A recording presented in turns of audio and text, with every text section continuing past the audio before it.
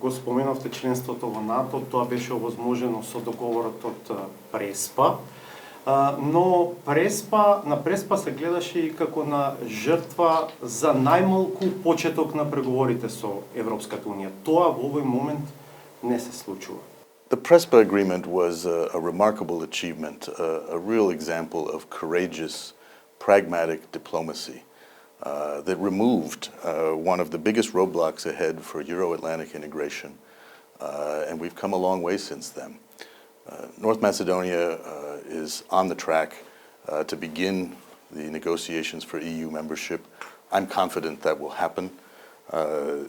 We have made very clear to the Bulgarian government, as have EU members across the board, our views and that this process needs to move forward. I just came from Albania, where they too are waiting to begin the next step, but we're confident that that will happen.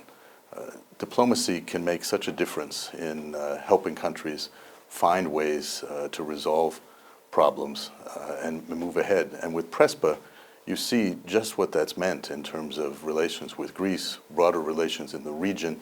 This is what President Biden talks about when he says we need to focus on using institutions, using diplomacy to move ahead.